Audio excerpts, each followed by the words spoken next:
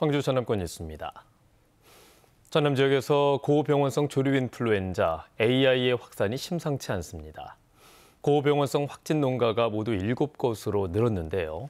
한파까지 겹치면서 바이러스 전파력이 높아질 것으로 예상돼 방역에 비상이 걸렸습니다. 하선아 기자가 보도합니다. 유경오리 2만 마리를 키우고 있는 나주의 한 농장. 오리 폐사 신고를 받고 검역본부가 정밀 검사한 결과 고병원성 조류 인플루엔자 AI가 확인됐습니다. 하루 전 인근의 다른 오리 농가에서도 AI가 발생하는 등 나주에서만 5개 농가가 확진됐습니다. 주말부터 저희 시에서 이제 근무조를 편성을 해가지고요. 이제 거의 전 직원들이 지금 매일같이 나와서 지금 실시간으로 확인을 하고 있습니다.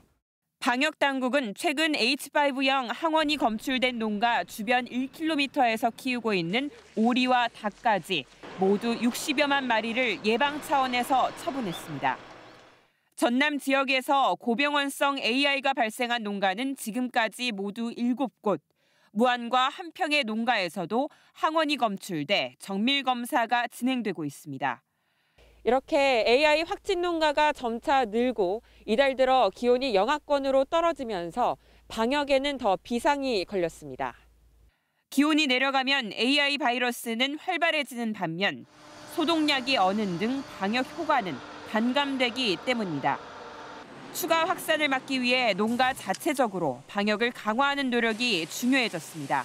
차량이라든지 사람을 통제해 주시는 것이 가장 중요하시고, 두 번째는 하루에 2차례 이상 마당이라든지 축사 입구를 반드시 해주셔야 되고요. 축사 내에 들어가실 때 반드시 전실에서 전용 장화를 꼭 신고.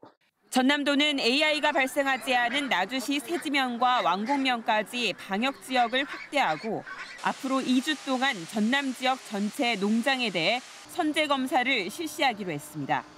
KBS 뉴스 하선아입니다. 화물연대 파업이 열흘 넘게 계속되면서 광주와 전남 지역에서도 물류 차질이 이어지고 있습니다.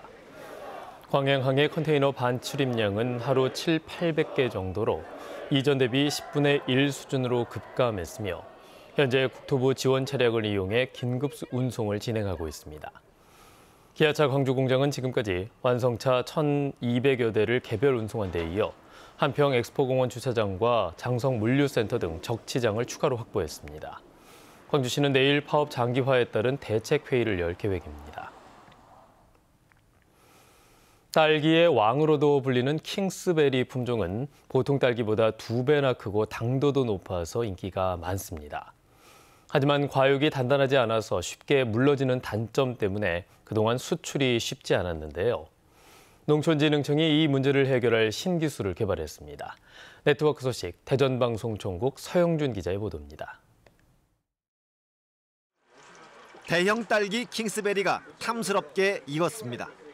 일반 딸기의 2배 크기에 당도도 10브릭스가 넘지만 쉬 물러지고 상처가 잘 나는 게 단점입니다. 상처 난 과는 저희가 조심스럽게 다루면 되는데요. 무르은 과는 저희가 어떻게 할 수가 없기 때문에. 농촌진흥청이 이 문제를 해결할 새로운 기술을 개발했습니다. 딸기 면역력을 높이는 클로렐라 살포량을 250배 이상 늘렸더니 딸기 흰 가루병이 20% 이상 줄면서 단단함이 최고 30%나 향상된 겁니다.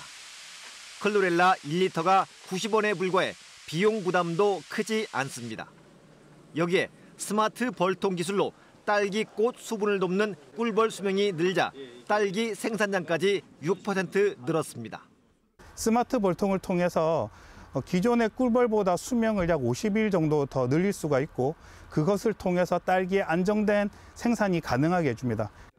또 운반 시 상처를 막기 위해 라텍스 포장재를 개발해 적용한 결과 충격이 80%나 줄어 비상품화 비율이 10%에서 1%로 급감했습니다. 단단함과 운반성이 좋아지자 동남아시아에 머물렀던 수출길이 미국까지 확대됐습니다. 수출국은 10여 개 국가로 지난해 4배 정도 늘어날 걸로 예상이 되고 수출 금액도 4배 가까이 늘어날 걸로 예상이 되고 있습니다. 농촌진흥청은 딸기 고급화와 수출 증대를 위해 내년부터 신기술을 전국으로 확대할 계획입니다. KBS 뉴스 서영준입니다.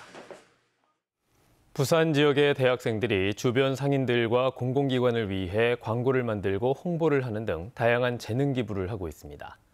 반짝이는 아이디어로 전문가 못지않은 성과를 거두면서 호응을 얻고 있습니다.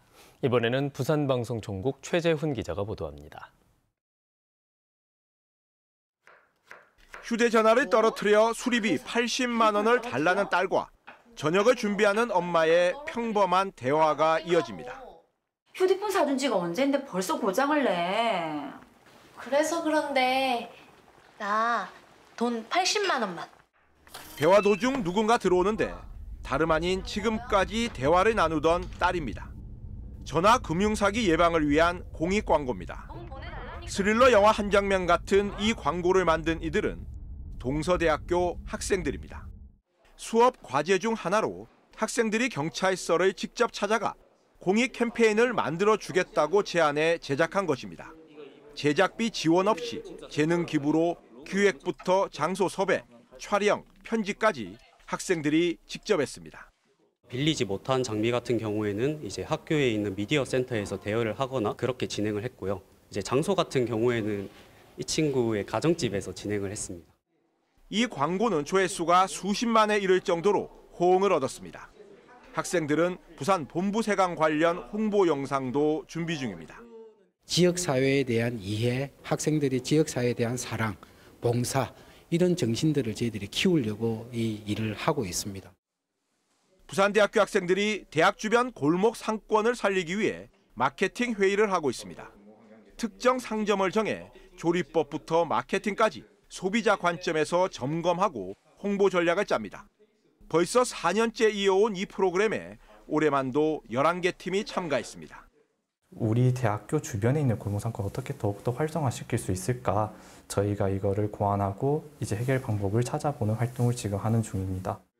대학생들의 반짝이는 아이디어가 공익에 톡톡히 기여하고 있습니다. KBS 뉴스 최재훈입니다. 광주 시민 대부분이 가뭄의 심각성을 알고 있는 것으로 조사됐습니다. 광주시는 최근 시민 소통 플랫폼인 광주온을 통해 온라인 조사를 벌인 결과 응답자 2,277명 가운데 97.7%가 가뭄의 심각성을 인지하고 있다고 답했습니다. 물 절약을 실천하는 방안으로는 응답자의 37%가 빨랫감 한 번에 세탁하기를 선택했고 수압 저감이 25%, 샤워 시간 줄이기 22% 등이었습니다. 이달 첫째 주 김장 비용이 지난해 같은 기간보다 하락했습니다. 한국농수산식품유통공사의 조사 결과 지난 1일 김장 비용은 배추 20포기를 기준으로 20만 8,820원으로 일주일 전보다 0.8% 하락했고 지난해 같은 기간보다 12.8% 낮은 것으로 나타났습니다. 품목별로는 무 가격이 10.3%, 배추는 2.1% 하락했습니다. 광주시가 전국에서 처음 시작한 최중증 발달장애인 융합 돌봄 사업이 전국으로 확산됩니다. 보건복지부는 최중증 발달장애인과 보호자를 위해 24시간 돌봄을 지원하는 평생 돌봄 강화 대책을 발표하고 2024년 6월부터 사업 모델을 전국으로 확대한다고 밝혔습니다. 광주시는 지난해부터 최중증 발달장애인을 대상으로 24시간 동안 최소 1명 이상의 종사자가 발달장애인을 지원하는 사업을 시행하고 있습니다. 고대 마한의 생활상을 보여주는 담양 응용리와 태몽리 유적이 국가지정문화재 사적으로 지정됐습니다. 고창 담양 고속도로 건설 당시 처음으로 발견된 담양 응용리와 태몽리의 유적은 마한이 영산간변에 조성한 대규모 취락지로 토기와 그릇, 가마와 창고 등이 발견돼 시기별 변화상을 보여주는 유적으로 평가받고 있습니다. 전남의 마한 관련 사적지는 나주 보감리와 반남구분 등 5곳입니다. 광주 지역의 모든 학교에 최신 규격의 무선망인 와이파이가 구축됐습니다. 광주시 교육청은 최근 광주시 내 초, 중, 고등학교와 특수학교 13,200여 개 교실에 무선망 구축을 완료했다고 밝혔습니다. 시 교육청은 이에 따라 각 교실과 교무실에서 인공지능과 소프트웨어 교육, 원격 수업 지원이 가능해졌다고 설명했습니다. 광주시의회 심철희 의원이 일선 학교에 자동 심장 충격기 보급을 확대해야 한다고 지적했습니다. 심 의원은 광주시 교육청에 대한 본예산 심의에서 시교육청은 학교 건물 한 동에 자동 심장 충격기 한 대를 보유하고 학교당 넉 대의 교육용 마네킹을 구비하도록 권고하고 있지만 대부분 기준에 미치지 못한다고 주장했습니다. 심 의원은 자동 심장 충격기 202대와 교육용 장비를 추가로 설치해야 한다고 강조했습니다.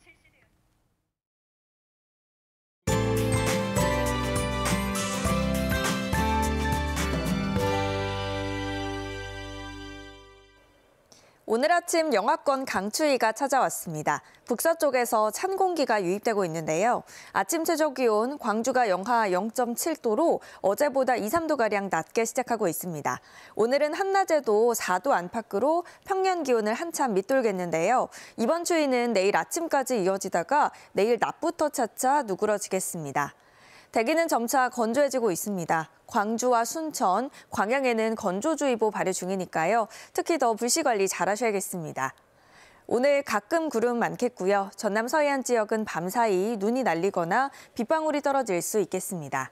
지역별 기온 자세하게 살펴보겠습니다. 아침 기온 장성과 담양, 영하 1도 등으로 어제보다 2, 3도가량 낮아 춥고요. 낮 기온도 4도에 머물겠습니다. 여수의 낮 최고 기온 7도, 순천 6도로 어제와 비슷하거나 최대 4도가량 낮겠습니다.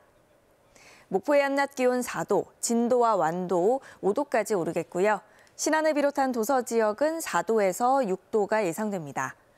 서해 남부 먼바다에는 풍랑주의보가 발효 중입니다. 오늘 오전까지 바람이 강하게 불고 물결이 최고 3m로 높게 일겠습니다. 모레 낮부터 평년 기온을 회복하면서 추위가 다소 누그러지겠습니다. 날씨였습니다. 뉴스를 마칩니다. 여러분 고맙습니다.